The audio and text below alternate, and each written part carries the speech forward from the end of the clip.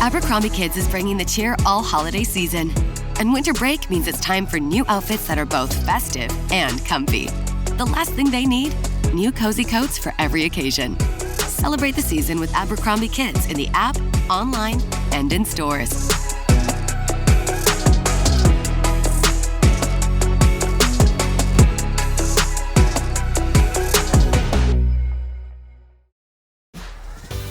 This episode is brought to you by LinkedIn.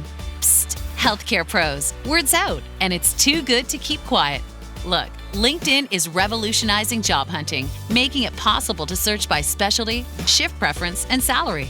Endless scrolling is out. Whether it's a mental health therapist or dental hygienist, finding the perfect role is faster and easier than ever. Head to linkedin.com/healthcare and start your search today. This is the TJ Show, our news. It sounds different around here. Kenny reads through every story he can find, and then he brings us the most interesting ones.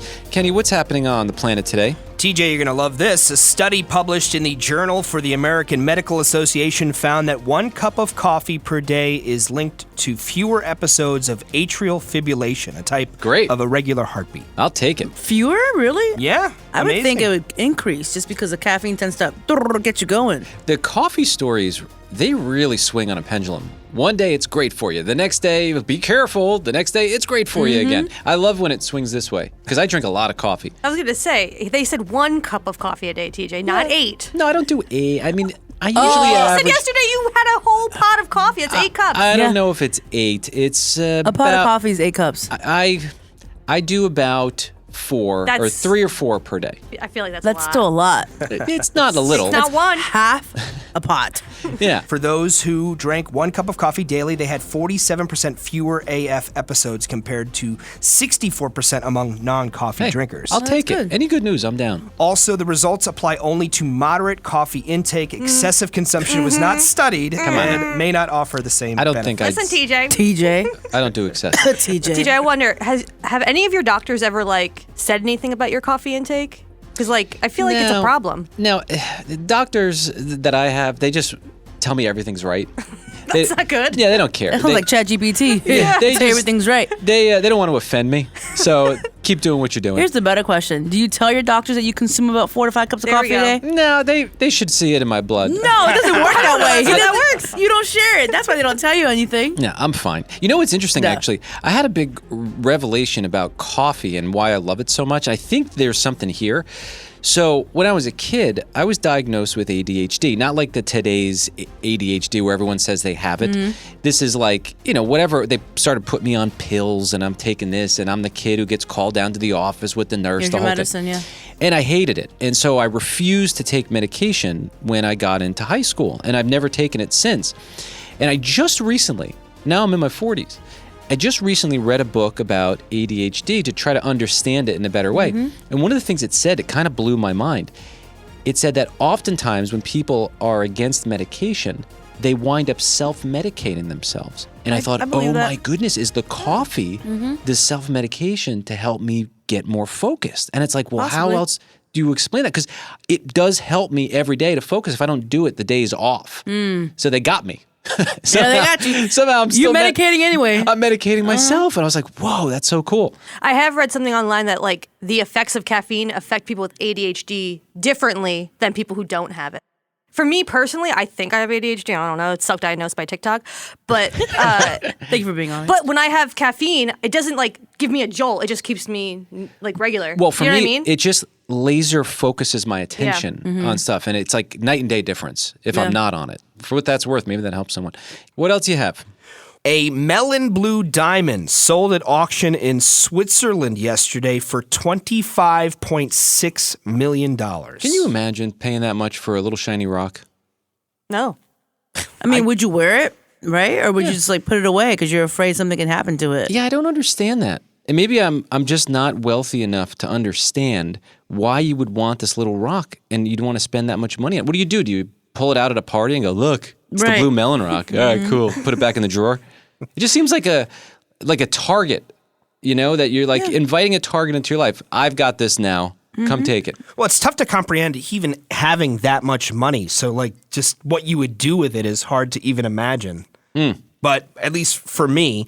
Interestingly enough, this diamond was actually sold in 2014 for more money. It sold for $32.6 million in 2014. A little bit of a price reduction, but this is all part of a Sotheby's auction of jewelry for the next 2 days, and we are expecting another $20 million bid on a glowing rose pink diamond today. All right, we'll give it enough time. We'll see it in the back at TJ Maxx. Yeah, okay. The price keeps going down. That's great.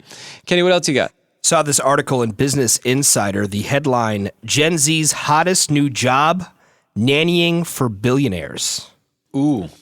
So, indeed, they're saying with Gen Z being discouraged by the current job market and also being disillusioned by corporate life, that many Gen Zers are leaving traditional white-collar jobs to work in private staffing for the ultra-rich, including roles like nannies, chefs, and personal assistants. And some are making $150,000 a year or even $250,000 a year. You know what might be worth even more than the money in a job like that?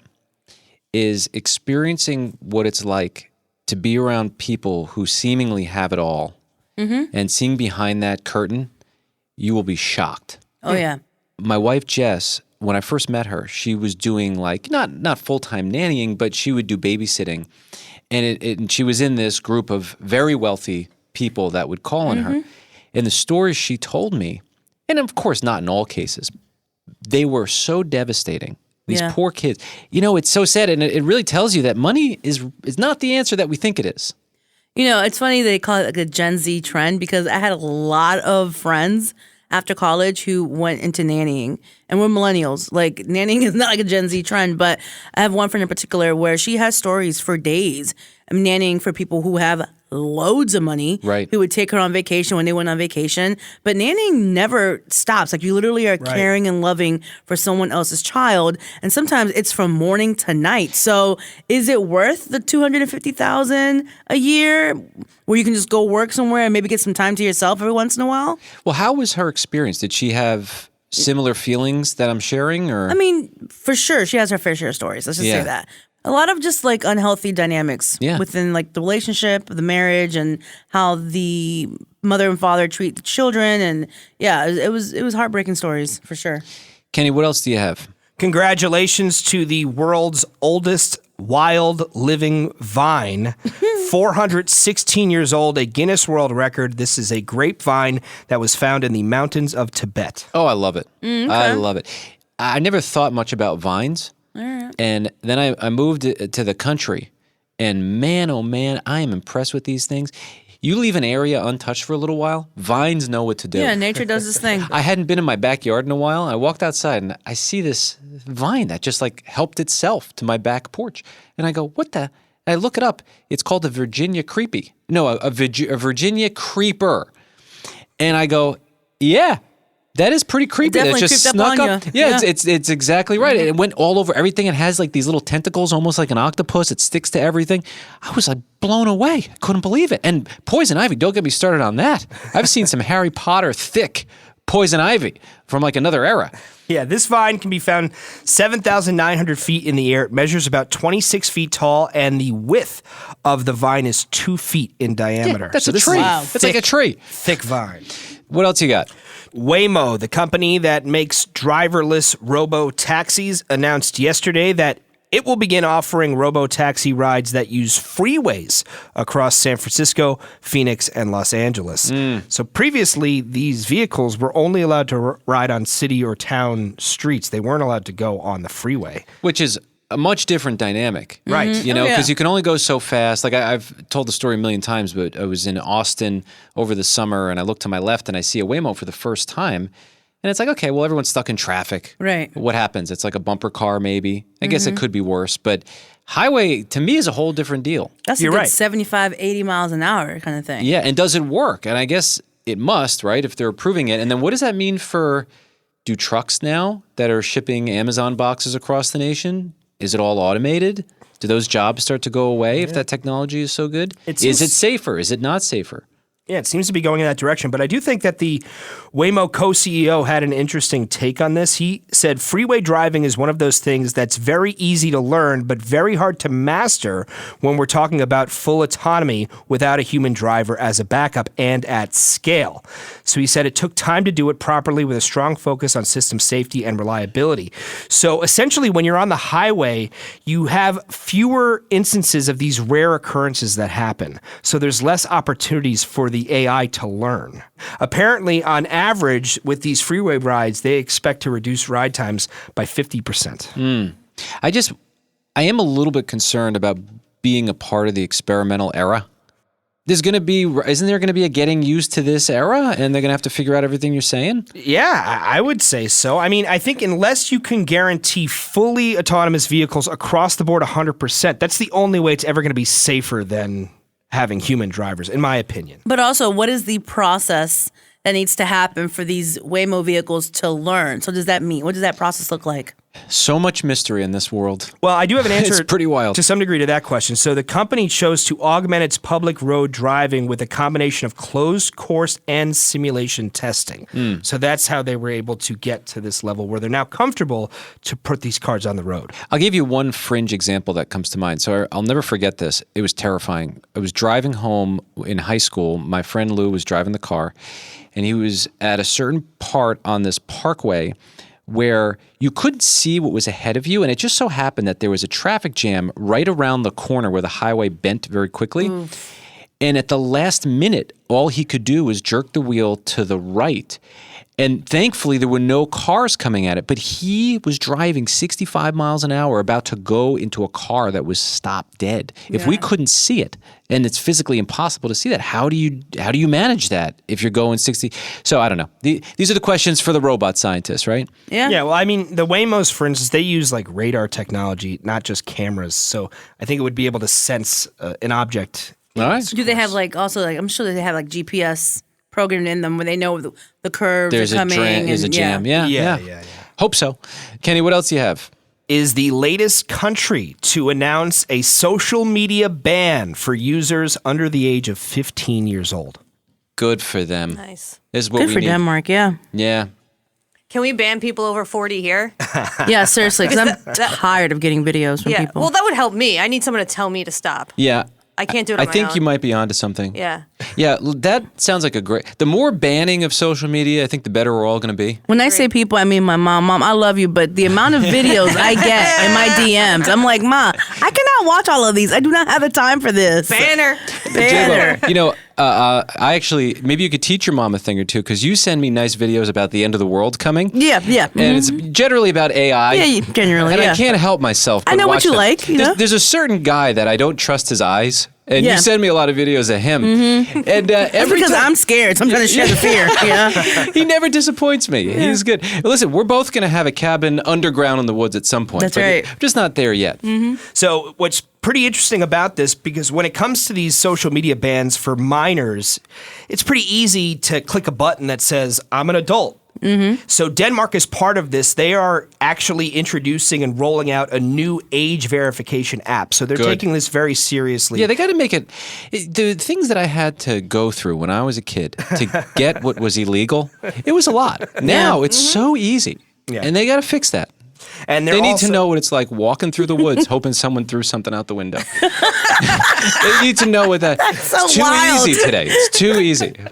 Now, there is a way for parents, if they want, to allow their kids on social media, but it has to be, I guess, looked over. You have to be a by bad the parent. Yeah, I if guess you're a so. bad to be a parent, bad parent? you got No. to approve it. Still right. an option for some. All right, Kenny, what else you got? There's a new TikTok trend called raw dogging boredom that seems to be getting a lot of attraction on the internet. What is it now?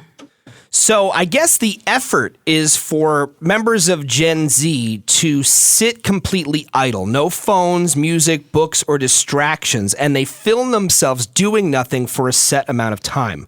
So most of these videos have, let's say, a laptop screen with a timer in the foreground, and then somebody's in the background of the video simply just sitting and doing nothing for, let's say, 5, 10, or 15 minutes. Have we run out of things to post? We've seen it all. So now we're really scraping the bottom of the barrel to fill up our content needs. Because you technically are doing something because you're recording yourself doing nothing, which means you are doing something. And Correct. also, it doesn't need to be like posted. Like, if you're going to sit down and meditate for 10, 15 minutes, just do that. It doesn't have to be performative. Yeah, and the fact that this has caught on to the point of getting headlines is very concerning too. And people make money on these videos. They're literally making money by sitting.